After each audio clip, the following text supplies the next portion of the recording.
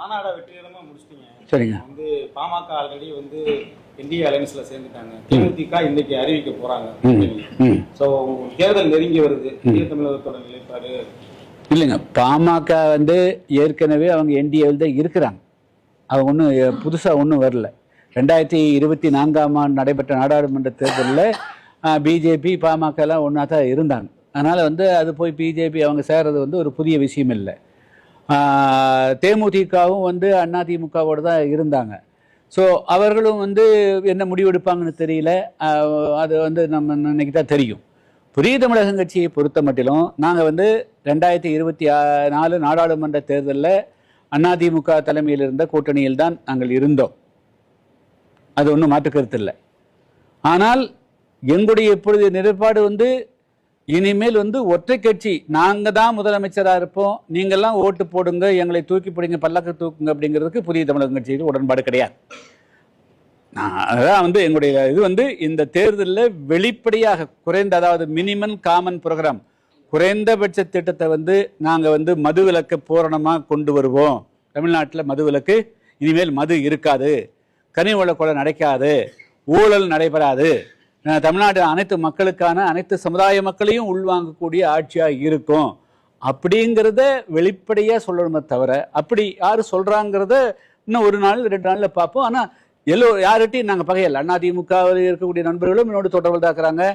கடந்த ஒரு 15 தினங்களுக்கு முன்பு கூட விஜய் கட்சியிலிருந்து மிக முக்கியமான நபர்கள் என்னை தொடர்பு கொண்டார்கள். ஆனால் வந்து ஜனவரி 7ஆம் தேதிக்கு பிறகுதான் வந்து எங்கள் புதிய தமிழகம் கட்சியின் நிலைப்பாடை அறிவிப்போமே தவிர அதுக்கு முன்பு அறிவிக்க மாட்டோம் என்று தெளிவுபடுத்திக்கிறோம்.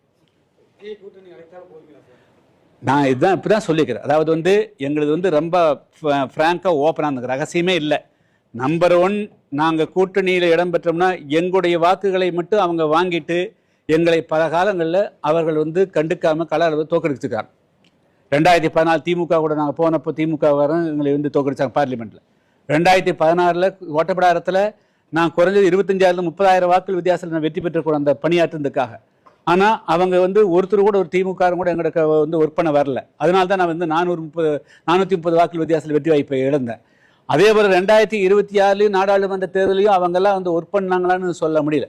எங்களுக்கு வந்து நாங்கள் எங்களுடைய வாக்குகளை தேவேந்திர மக்கள் நான் சொன்னாச்சுன்னா ஒரு 10% விடலாம். 90% பேர் வந்து ஐயா சொல்லிட்டாங்க, டாக்டர் ஐயா சொல்லிட்டாங்க, நம்ம ஓட்டை போடணும்னு கம்ப்ளீட்டாக போட்டுறாங்க. ஆனால் அதே சமயத்தில் அந்த கட்சிக்காரர்கள் நான் எங்களை வெற்றி பெற வைக்கிறதுக்கு அவங்க வந்து உளப்பூர்வமாக பாடுபடுறதில்லை. அதனால் எங்களை யார் வெற்றி பெற வைப்பார்களோ அவர்களோடு கூட்டணி சேருவது தான் எங்களுடைய மிக முக்கியமான ஸ்ட்ராட்டஜியாக இருக்குது. வெறுமனே அவர்களுக்கு பலியாகிறதுக்கோ அவர்களுக்கு சேவையாகிறதுக்கு நாங்கள் வந்து முடிவெடுக்க முடியாது. அதனால் நாங்கள் உன்னிப்பாக கவனிச்சுக்கிறோம்.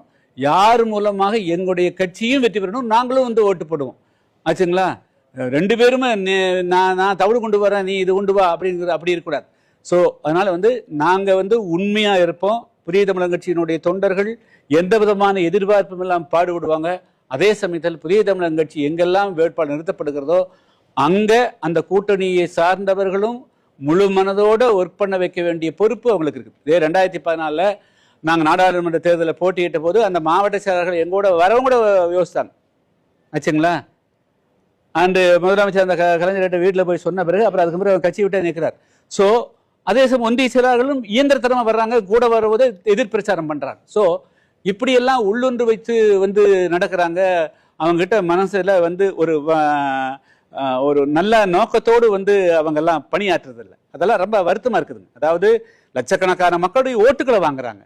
சரி, இந்த கட்சியும் பிரதிநிதித்துவம் பெறணும், அவர்களும் வெற்றி பெற்று பெறணுங்கிற அந்த சகோதரத்துவமோ அந்த பரந்த மனப்பான்மையோ இந்த 2 கட்சியினுடைய மாவட்ட செயலாளர்கள் ஒன்றிய செயலாளர்கள் இருக்குல்ல, நான் 2ஐயும் பார்த்துட்டேன். ஸோ அதனால் வந்து எங்களுக்கு தேவையானது உண்மையான நட்பாக இருக்கணும், உண்மையாக பாடுபடணும். நாங்கள் வந்து பிறந்த மனப்போடு எங்ககிட்ட எதுவுமே இல்லை, எந்த இடத்துலையும் எதையும் எதிர்பார்ப்பேன். இன்னும் சொல்லப்போனால் அந்த தேர்தலை பொறுத்தளவு நான் ஊராக உங்களுக்கு தெரியும், எந்த இடத்துலையும் காசு பணம் வாங்கக்கூடாது அப்படின்னு வந்து நான் ஸ்ட்ரிக்டாக சொல்லிக்கிறேன்.